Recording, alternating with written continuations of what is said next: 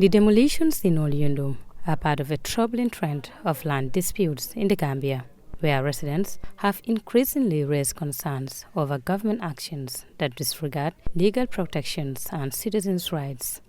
Officials state that the operation aimed to reclaim government reserve lands, public spaces, address the illegal sale of residential plots by private individuals, and clear obstructed access roads within the designated layout.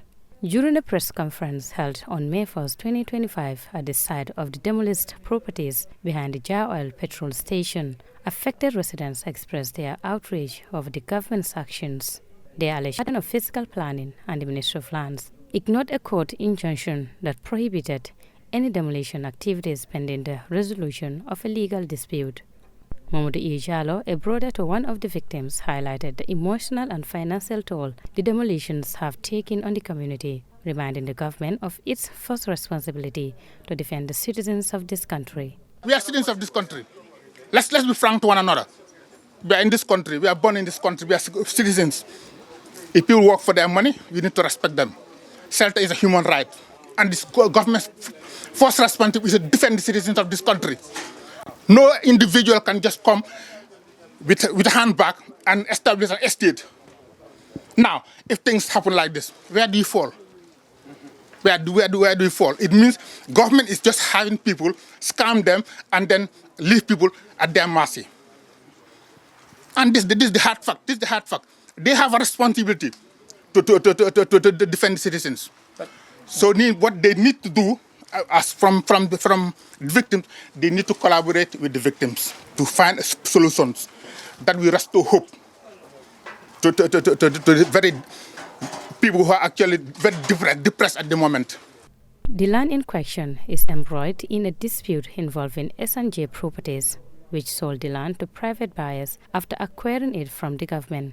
The company is currently engaged in a lawsuit against the Ministry of Lands, claiming it had the necessary approvals from the Department of Fiscal Planning.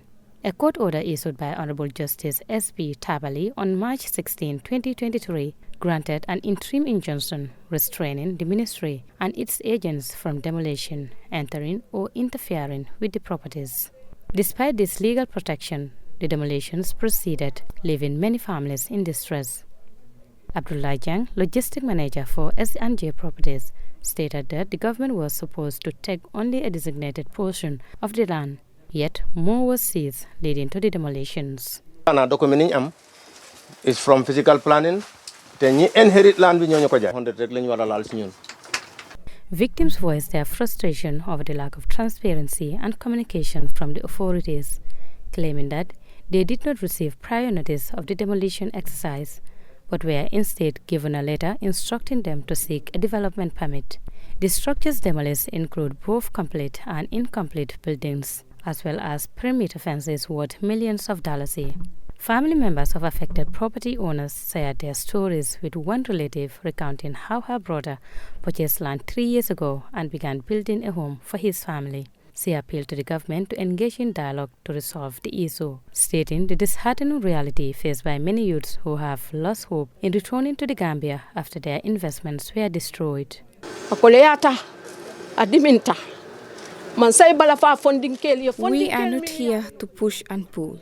We are here today to seek support from the government and find a way to either return our properties or receive compensation. This situation is incredibly painful and heartbreaking to witness. Many of these affected homes were built by young Gambians abroad who are working tirelessly to provide decent living conditions for their families and contribute to the country's development. If we had known this would happen, we would have never bought land here. We believe it was being sold by a trusted estate agent.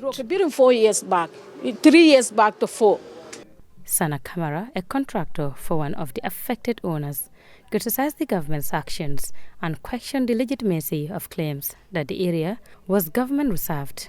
Millions of dollars were spent here. People started building 10 years ago, and physical planning was aware. State authorities issued all documents. So who is fooling who? He asked. Because authentic. This is why Muluka estate la femul sang. pour mun kamal kaji ko mi ninga promo soto man sakunda nyanta lala woto because minom estate on kaji ko mi good registration from government. So ninga aje ko o government fango ni wo estate dila sol be nyola ibuka kungolong ibuka fenyolong mun to la kumbo dalati de ndol la kumbo man sale balalan kan aduna kumbo man sale ba bolan. As the affected residents await a response from the government, the need for accountability and transparent dialogue as well as resolution in land dispute remains paramount. Maria Madam, reporting for Star TV News.